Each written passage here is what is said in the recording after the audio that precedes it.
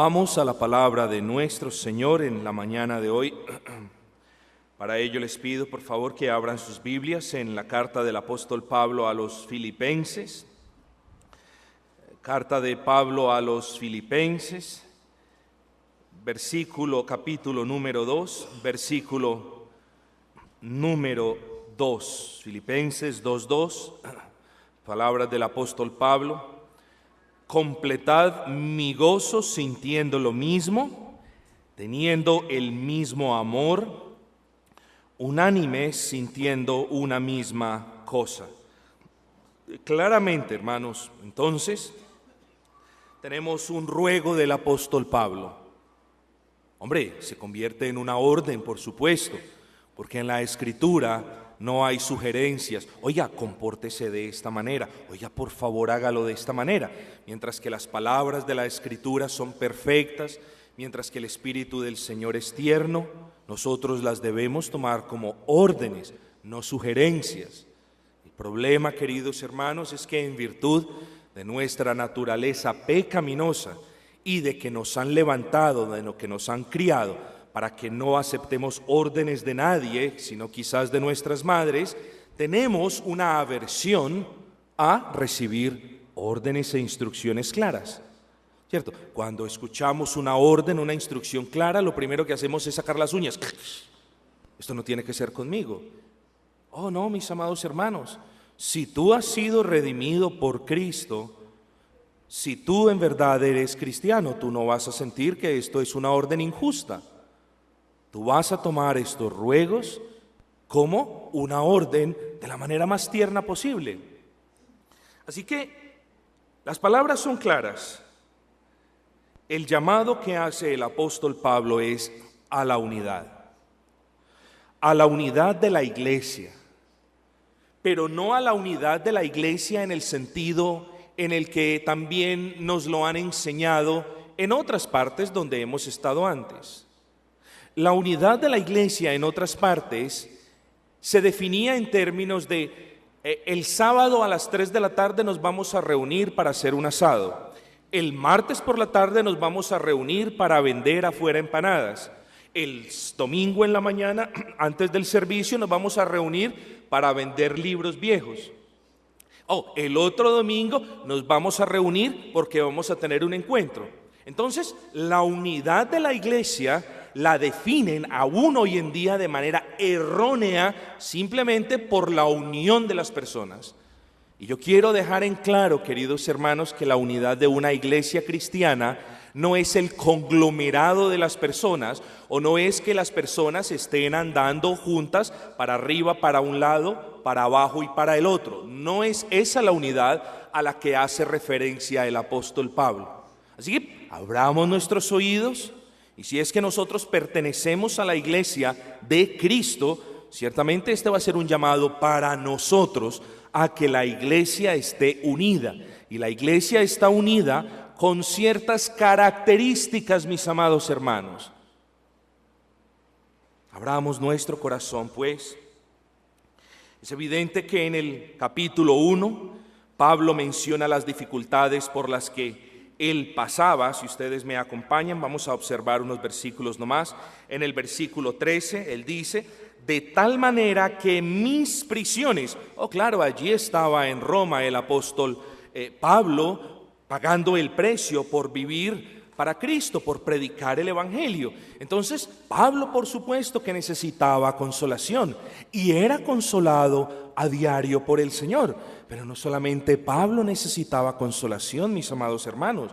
Los filipenses, la iglesia de la ciudad de Filipos, también necesitaba ser consolada. Estaba pasando por dificultades también por las razones correctas, es decir, por serle fieles al Señor Jesucristo. Vamos a ver el versículo 27, fíjate: solamente que os comportéis como es digno del evangelio de Cristo, para que, o sea que vaya a veros o que esté ausente, oiga de vosotros que estáis firmes, miren lo siguiente, en un mismo espíritu, combatiendo unánimes por la fe. Bueno, había una batalla, a eso se refiere el apóstol Pablo.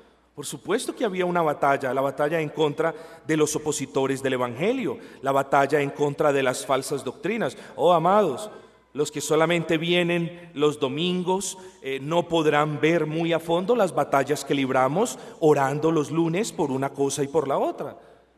Los que quizás no son miembros no saben las batallas que nosotros libramos con la oposición de personas que han salido de aquí y de muchas otras cuestiones. Los que no evangelizan no saben las batallas que libran las personas afuera proclamando el Evangelio.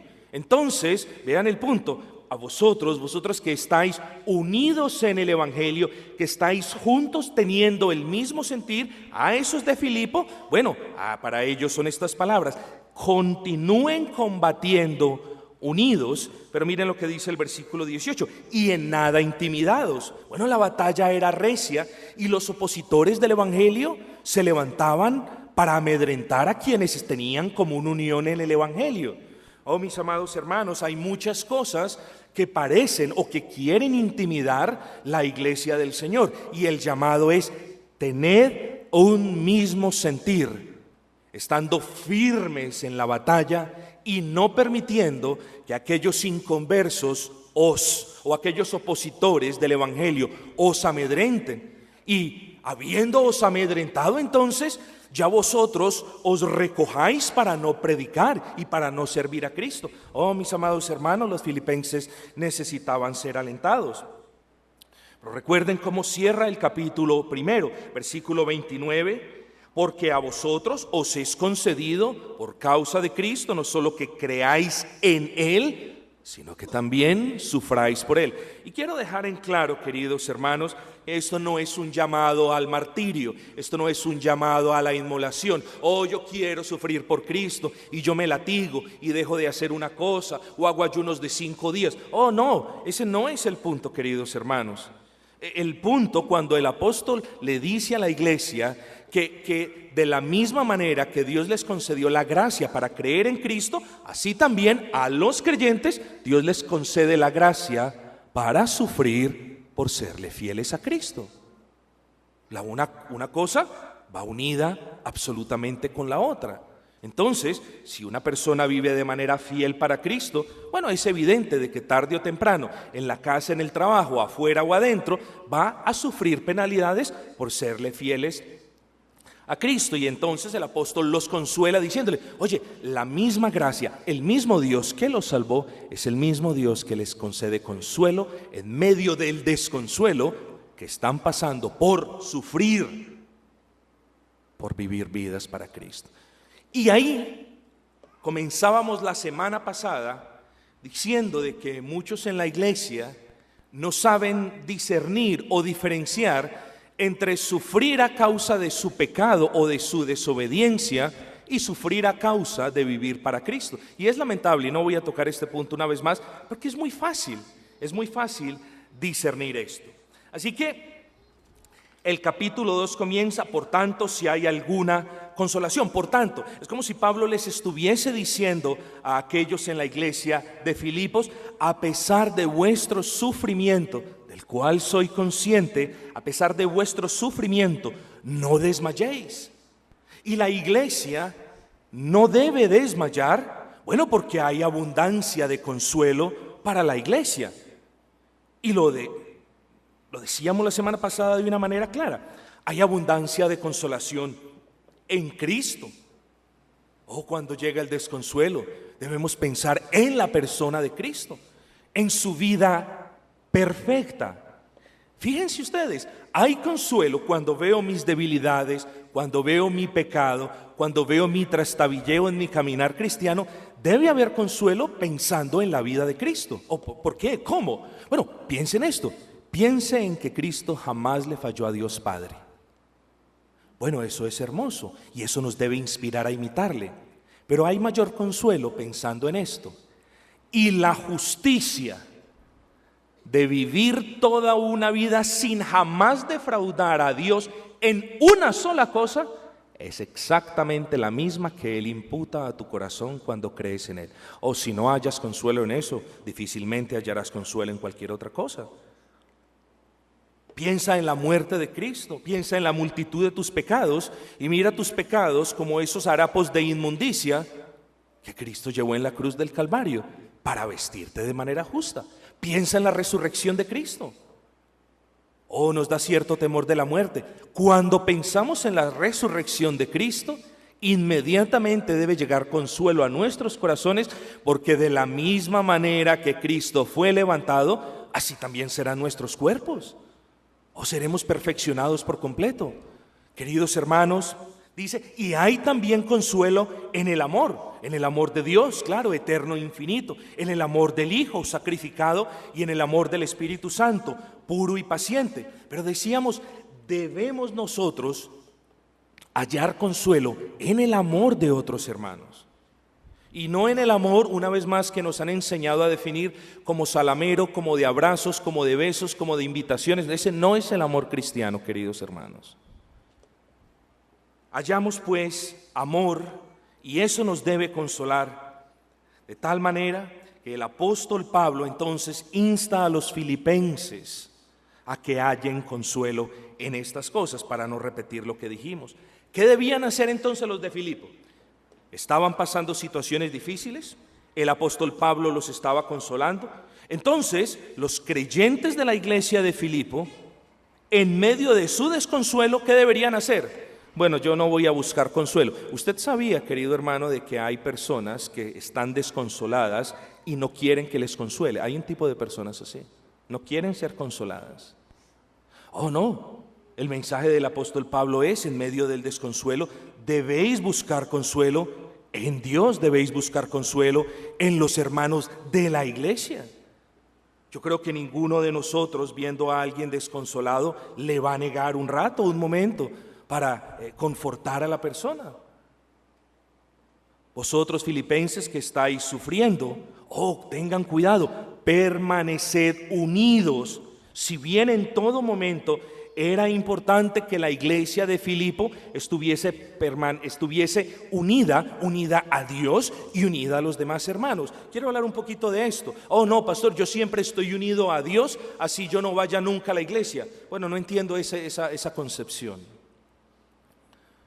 No puedo entender que han también tergiversaron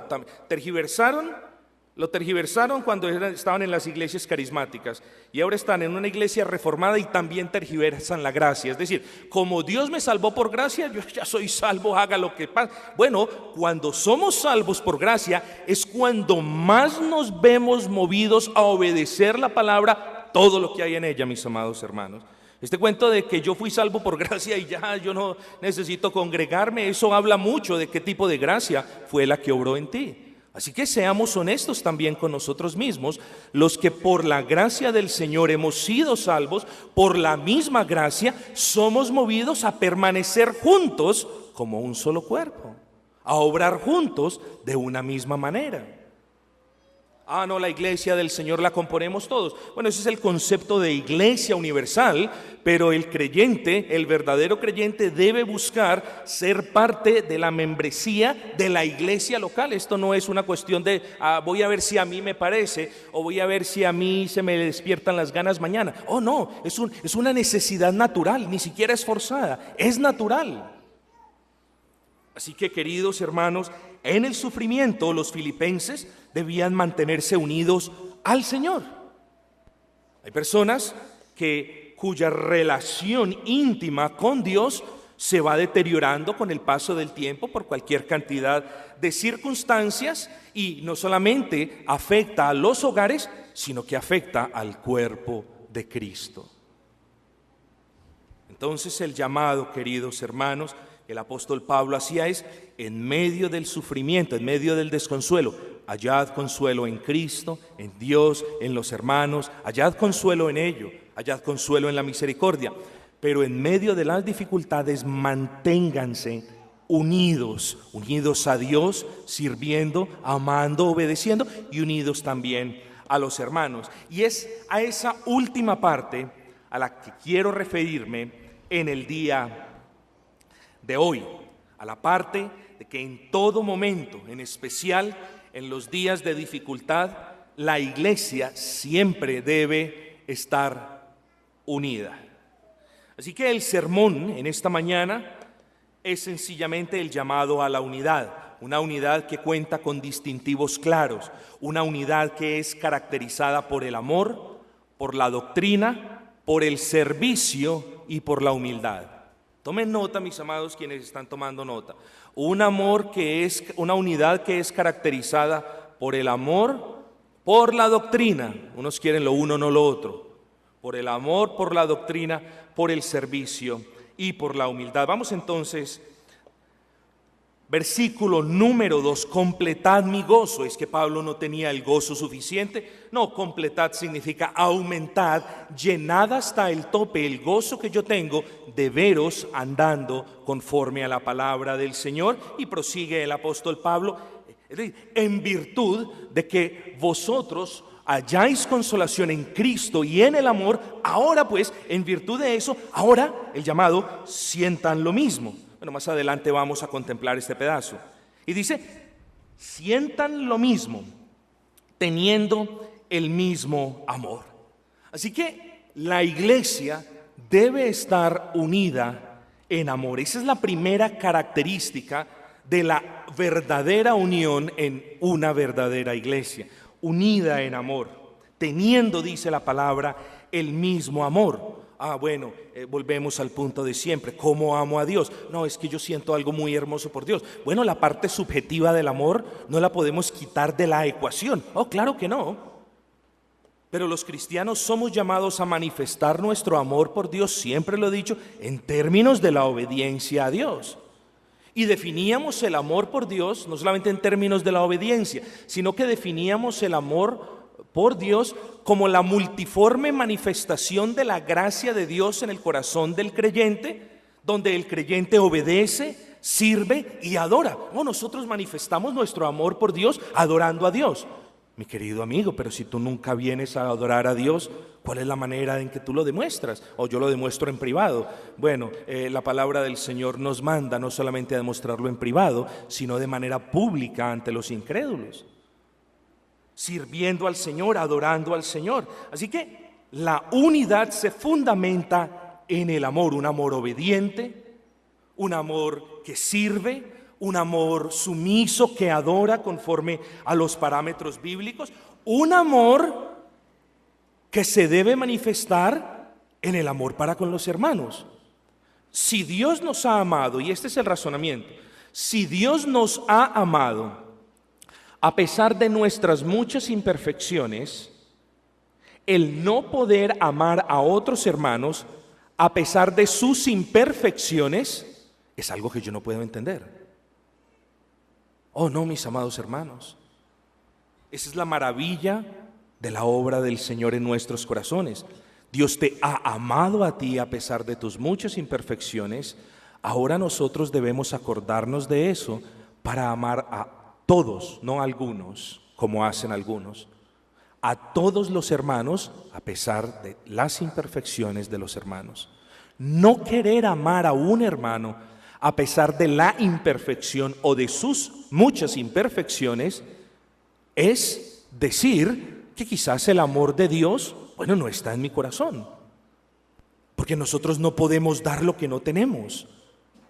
De ahí se prueba que nosotros quizás, lo digo quizás, sin querer demeritar a nadie, pero quizás el corazón de una persona que no siente amor para con los otros hermanos, que no quiere estar unido con los otros hermanos, que no quiere servir con los otros hermanos, que no quiere estar allí sacrificándose con los otros hermanos, quizás yo me pregunto si ha sido amado o amada por Dios.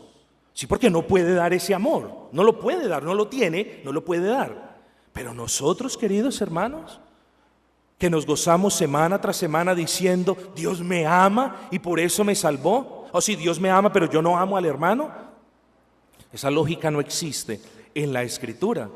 Así que el llamado es para estar unidos en amor, siempre buscando no la compinchería con el hermano, no estar metido en la casa del hermano, no estar comiendo todos los fines de semana en un restaurante con el hermano. Eso no es amor cristiano.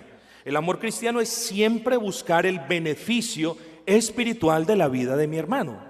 Y ese beneficio espiritual puede llegar por una exhortación, regalándole un versículo en el amor del Señor, redarguyéndolo en amor de algo que quizás no está haciendo de la manera adecuada. En eso se muestra el amor de Dios. La semana pasada lo veíamos.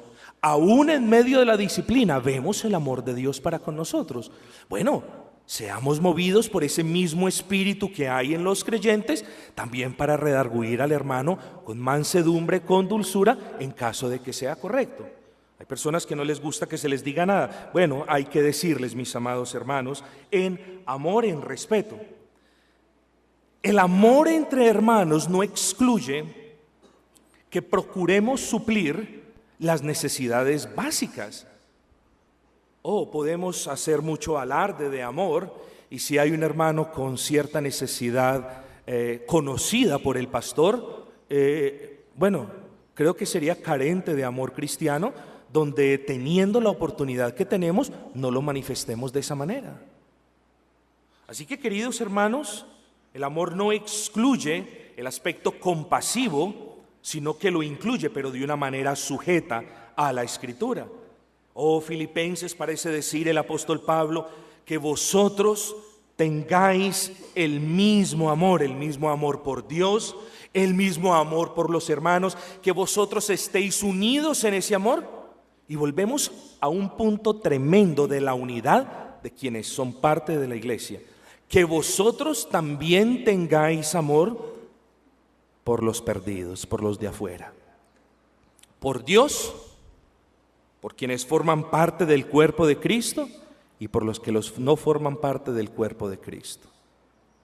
No podemos sacar ninguno de esos elementos de el amor que cada cristiano tiene. Continuemos con el versículo 2. Dice, completad mi gozo sintiendo lo mismo, teniendo el mismo amor. Ese es el primer punto, el llamado a la unidad en el amor. Dice, unánime sintiendo una misma cosa. Yo quiero, a manera de preámbulo del segundo punto, apuntarles o subrayarles lo siguiente. Fíjense en el versículo 2. El versículo 2 comienza diciendo, completad mi gozo, ya lo vimos, dice, sintiendo lo mismo, y miren cómo termina, sintiendo una misma cosa. El versículo 2 comienza diciendo lo mismo y termina diciendo exactamente lo mismo. ¿Cuál es el punto? El punto es evidente. Es fundamental en la iglesia que sus miembros sientan lo mismo. Y no es un llamado a la unidad forzada. Debemos ser honestos y preguntarnos si estamos sintiendo lo mismo que los demás miembros sienten. Claro que sí. Fíjense ustedes. Sentir lo mismo no significa que a todos les guste lo mismo. Que una iglesia sienta lo mismo no significa de que a todos les tenga que gustar el color de la pared, el número de ventiladores, el orden de ciertas cosas. No significa eso. Cuando la iglesia siente lo mismo, o más bien una iglesia que tiene el mismo sentir, esto quiere denotar que todos los miembros tienen el mismo deseo, que todos los miembros tienen el mismo anhelo o el mismo propósito. ¿De qué? De vivir vidas para Cristo. Es imposible que haya una membresía unida si alguno de los miembros no tiene el deseo de vivir vidas para Cristo. Es imposible, porque esto no es un club, esto es la comunidad de creyentes que tienen ese sentir. Tienen el mismo deseo de vivir vidas para Cristo. Es imposible que haya una iglesia conformada por miembros que no quieran permanecer unidos. Imposible, totalmente imposible. Y ahorita vamos a ver por qué. Y es imposible, lo que les puedo decir ahora, porque creo que el mejor ejemplo es ese, porque un cuerpo no tiene dos cabezas. Un cuerpo no tiene dos cerebros, no tiene dos mentes.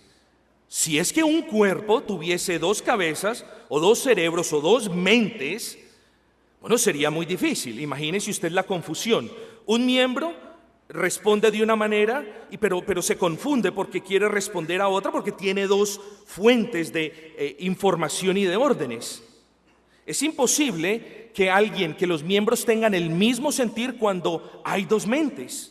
Jamás los miembros van a estar de acuerdo en caminar hacia una parte si una mente dice camina hacia adelante y la otra mente dice no, yo me quiero quedar aquí. Oh no, mis amados hermanos, la iglesia no es cuestión de opiniones personales o de cómo se sienten los miembros. ¿Tú quieres caminar? Bueno, vamos a caminar. ¿Tú te quieres quedar? Entonces listo, quédate que nosotros seguimos. No hay unidad. Dice la Escritura, ¿cómo pueden caminar dos si no están de acuerdo?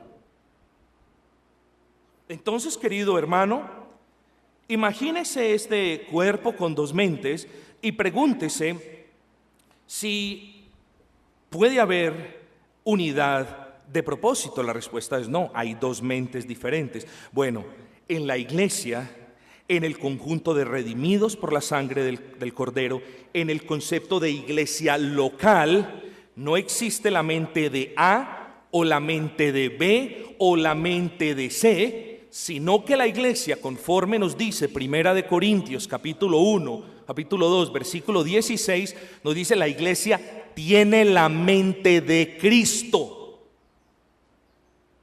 Otros puede que no la tengan, pero la iglesia tiene la mente de Cristo. Pablo dice, por eso nosotros tenemos la mente de Cristo. O bueno, ¿qué significa eso? ¿Ser perfectos como Cristo? Bueno, quisiéramos. No significa eso. Cuando una iglesia, cuando un conjunto de redimidos por la sangre del Cordero dice o decimos que tenemos la mente de Cristo, quiere decir que tenemos la misma opinión que Cristo tiene con respecto a algo. Oh, claro. Los miembros de una iglesia tienen la mente de Cristo en el sentido en que piensan lo mismo con respecto a la iglesia. Oh, cuánto amó Cristo a su iglesia que dio su vida por ella. Bueno, no podemos estar juntos en la iglesia si yo no me sacrifico por la iglesia. Bueno, los que tenemos la mente de Cristo tenemos siempre el sentir de sacrificarnos por el cuerpo de Cristo. Tener la mente de Cristo significa de que tenemos la misma opinión al respecto de cuestiones como las riquezas. Oh, sí, volvemos al punto. ¿Cómo podemos estar en la unidad de una membresía a nivel de iglesia local? ¿O cómo podemos estar unidos en Cristo a nivel general? Sí, Cristo nunca se preocupó por las riquezas, pero hay algunos hermanos que sí se preocupan por las riquezas. ¿Cómo puedes tú explicar estas cuestiones? Bueno, creo que no hay unidad allí. O la persona que vive en pos de las riquezas no es una persona convertida o tiene una deficiencia en su comprensión de lo que significa iglesia. Bueno, los que tenemos la mente de Cristo pensamos lo mismo que piensa Cristo con respecto al pecado. No queremos pecar, queremos obedecer la ley moral del Señor, o al menos nos esforzamos por obedecerla para glorificar al Señor por beneficio nuestro, pero tenemos el mismo pensamiento. Tener la mente de Cristo significa tener el carácter de Cristo. Bueno, un carácter en amor, como lo decíamos, un carácter compasivo, un carácter obediente, miren estas cosas, pero también un carácter firme en contra de aquel que quiere dividir el cuerpo de Cristo, un carácter firme en contra de la falsa doctrina. Queridos hermanos, los que tenemos la mente de Cristo, los que pertenecemos a la iglesia de Cristo, no tenemos dos perspectivas con respecto a la falsa doctrina. Tenemos una sola, y es la falsa doctrina queda excluida de la iglesia y debemos limitar nuestra comunión con aquellos que profesando ser cristianos están en la falsa doctrina. Eso no es falta de amor, eso es tener la mente de Cristo, mis amados. Oh, pero que Cristo se juntó con los pecadores y con todo eso. Claro, gloria al Señor. Se juntó para predicarles el evangelio, pero no mantenía en la casa de ellos porque los amaba. No, predícale el evangelio a tu hermano que está errado, demuéstrale así tu amor, inténtale convencer, pero en lo que respecta a la falsa doctrina, la iglesia está unida como un solo hombre en contra de esto. Así que es en virtud de que como iglesia tenemos la mente de Cristo que podemos decir, fíjate, si no tenemos la mente de Cristo no podemos decir lo siguiente, pero gracias a Dios, Como tenemos la mente de Cristo, podemos decir lo que dice, o podemos responder de manera positiva y obediente al llamado del apóstol Pablo. Dice Pablo: completad mi gozo. Iglesia de Filipos, sientan lo mismo. Pablo, claro que sí sentimos lo mismo, porque tenemos la mente de Cristo, tenemos amor por los hermanos, queremos permanecer unidos. Pero fíjense, sobre todo, ese sentir lo mismo no puede excluir la doctrina que gobernaba sus vidas. Y yo les hacía una observación: en el cristianismo moderno, los pastores y el movimiento ecuménico y aún los neocalvinistas, que se llaman reformados, ellos quieren dividir el amor de la doctrina. O no, amémonos y la doctrina es esto. Lo principal es el amor, la doctrina es esto. Esta mañana me contactaba un personaje, perdónenme el término un poco despectivo, pero es que es un personaje, y decía: mucho conocimiento, mucha predicación de la palabra, muchas doctrinas, mucha correcta explicación y poco amor.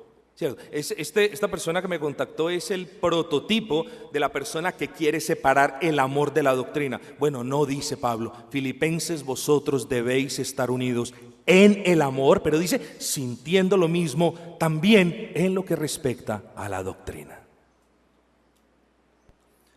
Estoy de acuerdo, y pocas veces ustedes me han escuchado hacer citaciones, pero estoy totalmente de acuerdo con lo que dice John Calvin y John Gill, y ellos al respecto dicen: el apóstol, sin lugar a duda alguna, hace un llamado inequívoco a permanecer unidos en la misma doctrina.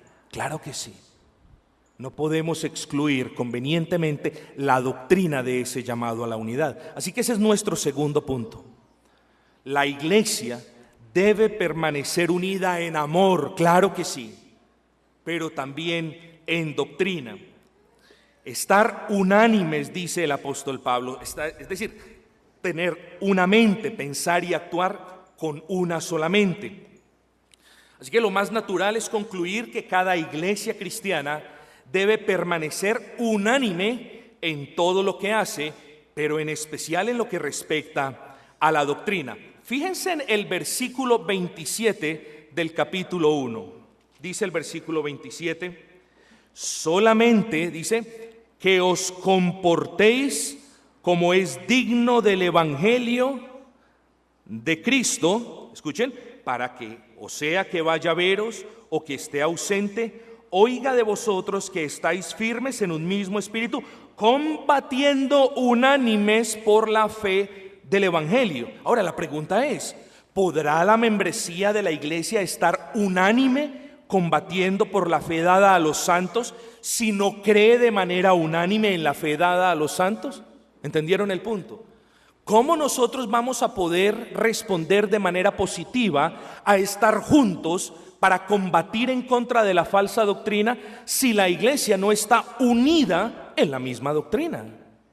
Claro que sí. El punto es claro. Si hay diferencias de dogma entre los miembros de la iglesia, o lo que es lo mismo, si no existe unidad entre los miembros de una iglesia en lo que respecta a las doctrinas, será imposible en primera instancia que haya unanimidad defendiendo y combatiendo esa doctrina que nosotros tenemos como querida.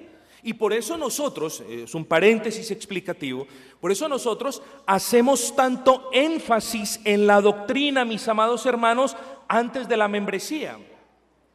Porque en el medio de un mundo de falsas doctrinas, de herejías, de falsos maestros y de mercaderes del evangelio, no podemos tener una actitud pusilánime o amedrantada en desunión. Tenemos que tener las mismas perspectivas en lo que respecta a la doctrina, para que cuando los inconversos y para cuando el Dios de este mundo quiera atacarla, la iglesia esté unánime. ¿Usted se imagina Si llega un ataque de un falso maestro o si llega un ataque de un inconverso y nosotros nos reunimos para debatir el método a responder y un miembro dice, bueno, yo creo que debemos hacer una cosa, y el otro dice, bueno, yo creo que no debemos responder, y el otro dice, no, yo creo que es mejor lo que el hombre está diciendo, y el otro dice, no, yo creo que es mejor. Bueno, ¿qué es esto? ¿Qué clase de iglesia es esta donde no hay una misma mente en contra del error?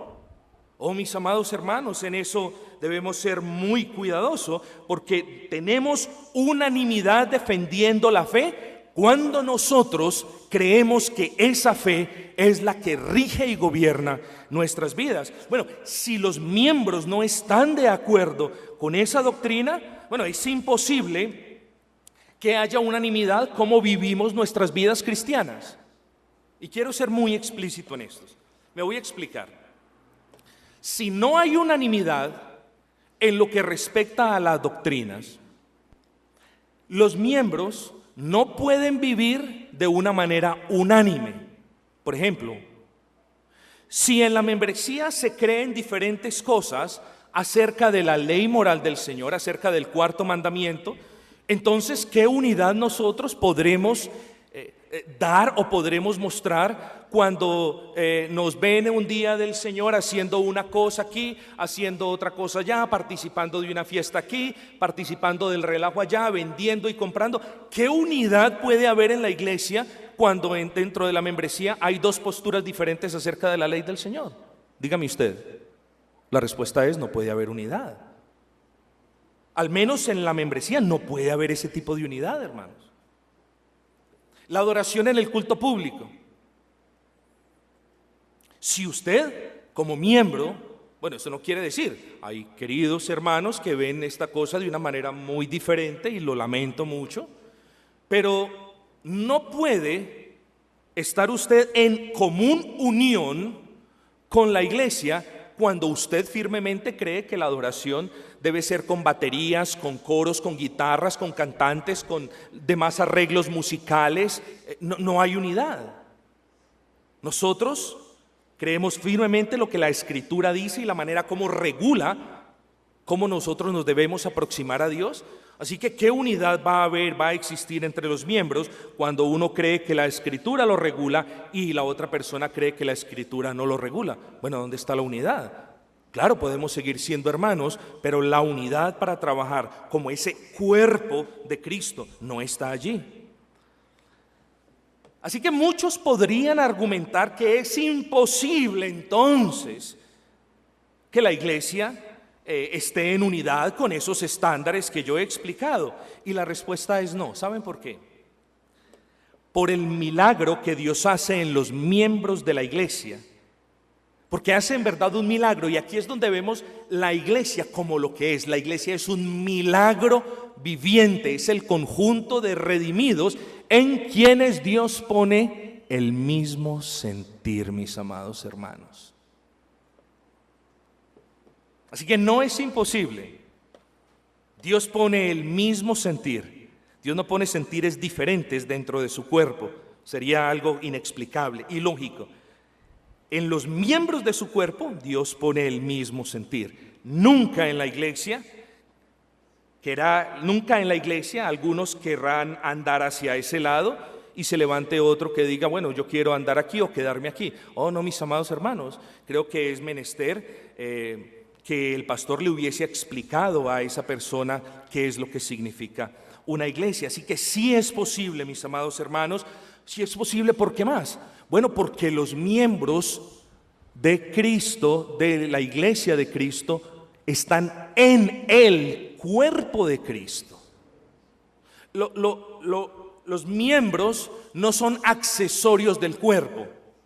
Yo puedo continuar viviendo sin corbata, sin billetera, sin gafas y sin estos ganchos. Son accesorios que yo siempre cargo conmigo. Pero yo no puedo vivir sin corazón, yo no puedo vivir sin cabeza. Los miembros estamos en ese cuerpo donde Dios nos ha implantado. ¿Queremos o no queremos hacer lo mismo que Dios quiere? Sí queremos, hermanos queridos. Ahora lo decíamos, y estando en un cuerpo, ¿a quién le obedecemos? A la cabeza. ¿Es correcto o no? Claro. ¿Y qué hay en la cabeza, por antropomorfizarlo de esa manera? Está la mente de Cristo.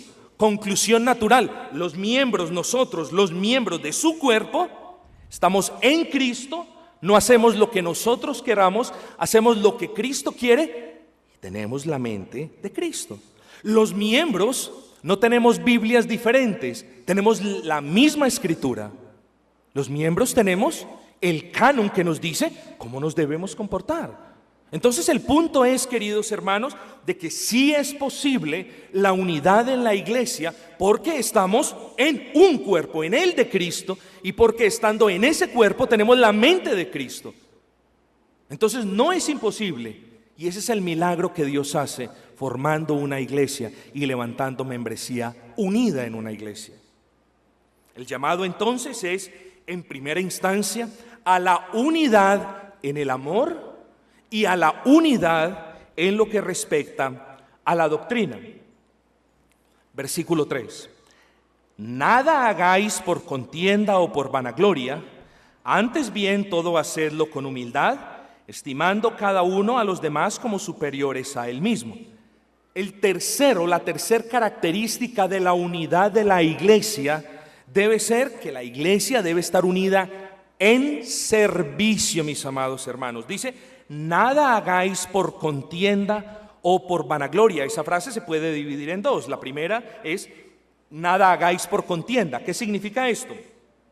Queridos hermanos, yo les llamo en el amor del Señor a que presten atención. No hagan nada en la iglesia que divida la iglesia en grupos. No hagan nada en la iglesia, repito, que divida la iglesia en grupos. Yo voy a escoger hacerme con el hermano A, B y C siempre. Te estás dividiendo, estás formando un grupo.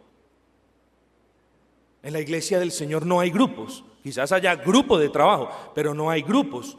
¿El llamado qué es entonces? El llamado es a que se integre.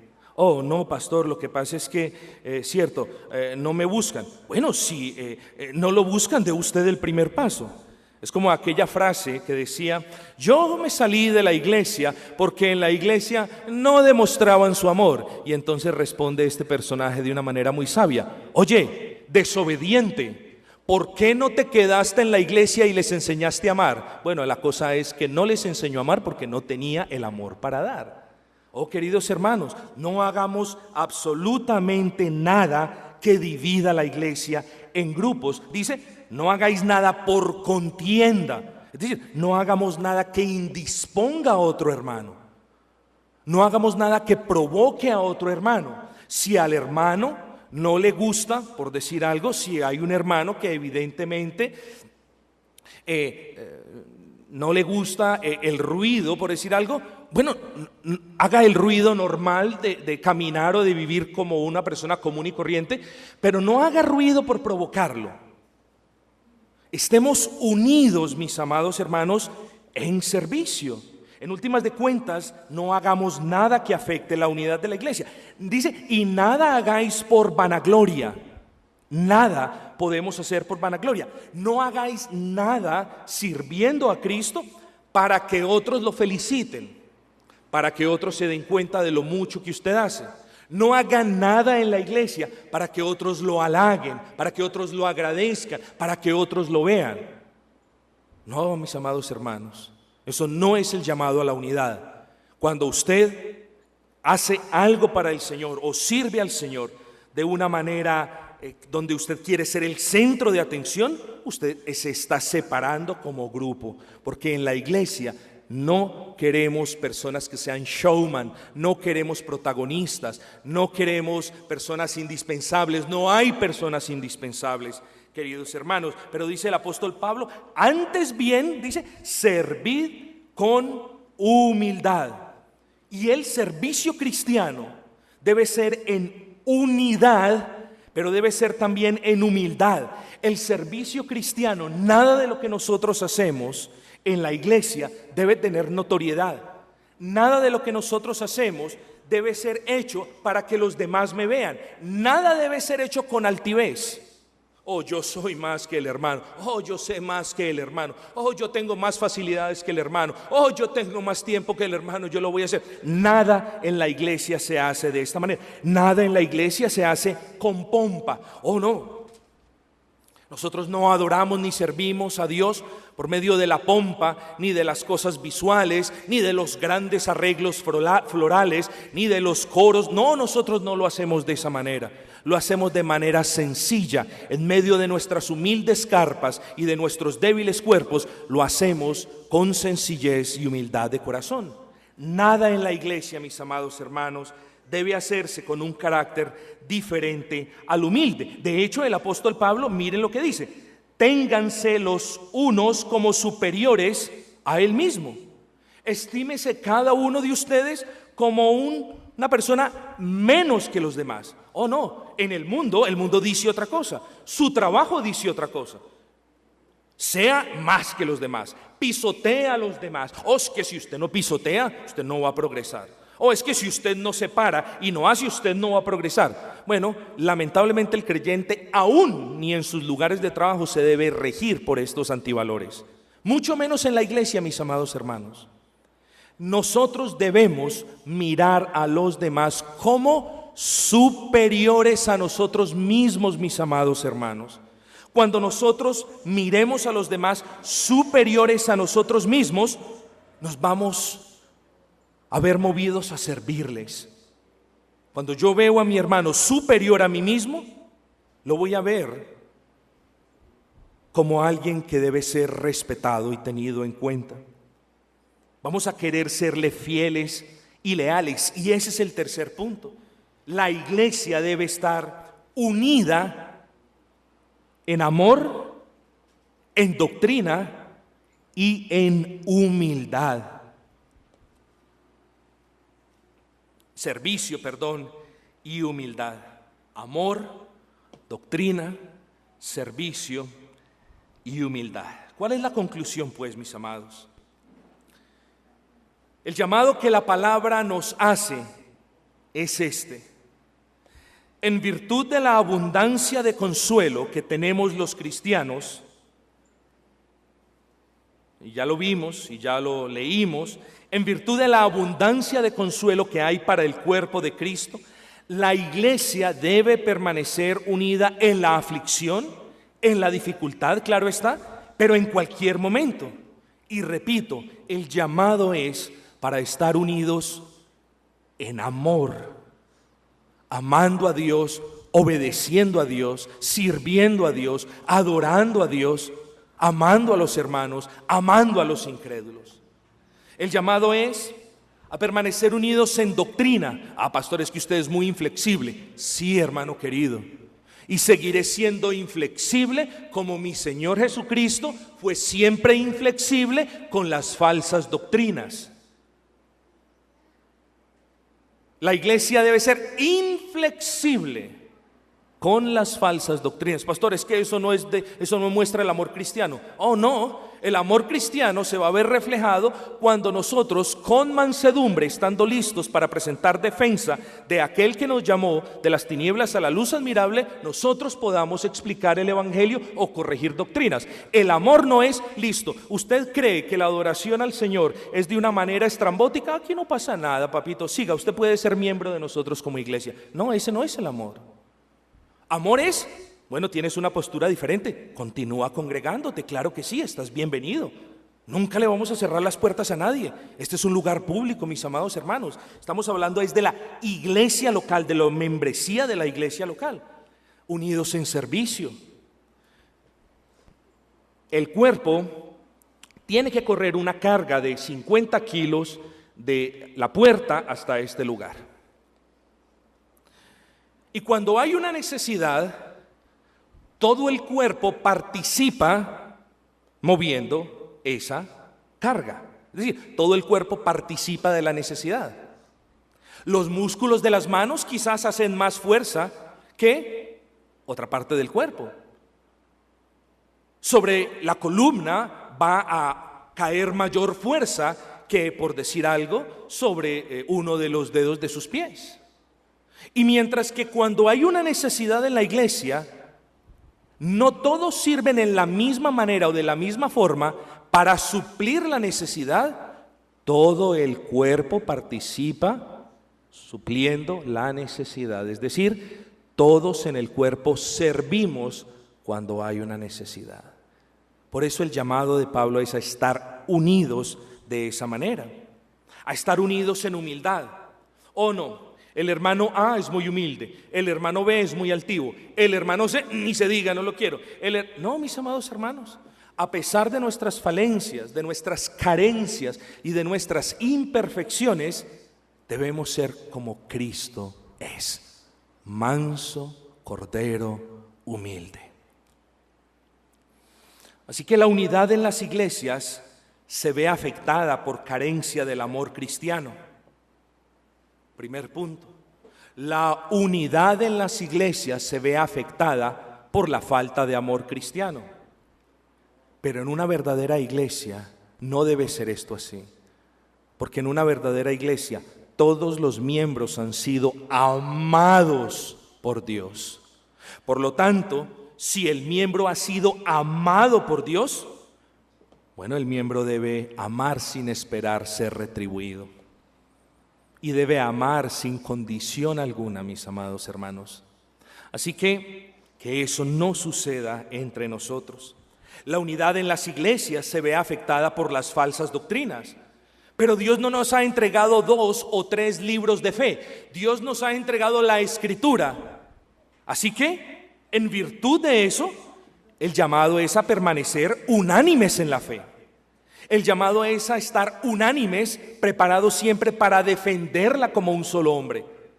¿Usted se imagina que la falsa doctrina esté haciendo filas alrededor de nuestra iglesia para invadirnos con la falsa doctrina y que 2 miembros quieran luchar y que otros 3 no? Oh, no, mis amados hermanos. No hay unidad y el llamado es en virtud de que Dios nos ha concedido el mismo libro que es el manual de conducta que rige nuestras vidas. Nosotros, la iglesia, siempre vamos a tener el deseo de someternos a ese libro y de defender esas verdades.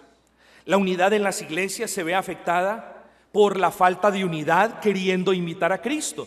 Unos anhelan imitar a Cristo, unos tienen el sentir del apóstol Pablo, mi vida es Cristo, pero otros dicen, no, yo tengo muchas cosas que hacer, tengo otras cosas más importantes que hacer, no, yo no puedo vivir de esa manera. Oh, no, mis amados hermanos, tenemos la mente de Cristo, tenemos los mismos deseos de Cristo, queremos ser como Cristo. No puede haber una iglesia que quede de pie cuando unos quieren ser como Cristo y vivir como Cristo y otros no. Oh, no, mis amados hermanos. La unidad en las iglesias, el último punto, se puede ver afectada por las confrontaciones causadas por el carácter arrogante e indiferente de algunas personas.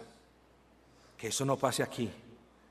Por eso el llamado es a humillarnos todos delante del Señor, a reconocer cuán pocos somos delante de Él, a reconocernos a nosotros como inferiores a los demás hermanos, a servirles en lo que podamos, a suplir sus necesidades, a estar pendiente de su bienestar espiritual, siempre teniéndolos como superiores a nosotros mismos. Queridos hermanos, este es el llamado que Pablo hace en el versículo 3 y en el versículo 4. ¿Y saben qué sigue después? Dice, sed de esta manera, porque así fue Cristo. Amados hermanos, somos una iglesia cristiana, imperfecta, con deficiencias, con la gracia del Señor, y el llamado que hoy les hago por la bendita palabra del Señor es a que amemos a Dios, es a que amemos a los hermanos, es a que sirvamos a Dios, es a que estemos unidos en doctrina y es a que siempre tengamos a los demás hermanos por encima de nosotros mismos. No dividamos la iglesia, mis amados hermanos. Han venido aquí personas a querer dividir la congregación. Gracias al Señor, hoy en día, las caras que veo, no hay ninguno aquí. Personas que salían de escuchar una doctrina y salían a murmurar allí en contra, a hacer corrillos allí. Tú te preguntas, ¿es parte este Señor de la iglesia de Cristo? La respuesta es obvia. Alguien que traiga desunión al cuerpo de Cristo, alguien, repito, que traiga desunión al cuerpo de Cristo, jamás debe ser llamado miembro del cuerpo de Cristo. Quiere el Señor concedernos la gracia para ser esos miembros fieles, sinceros, sacrificados y leales para con el Señor. Hermanos, repito, el llamado a la unidad, una unidad que se caracteriza por el amor, por la doctrina, por el servicio y por la unidad. Quiere el Señor que nosotros seamos conocidos por esa unidad, unidad que se fundamenta en estos 4 grandes valores. Vamos a orar.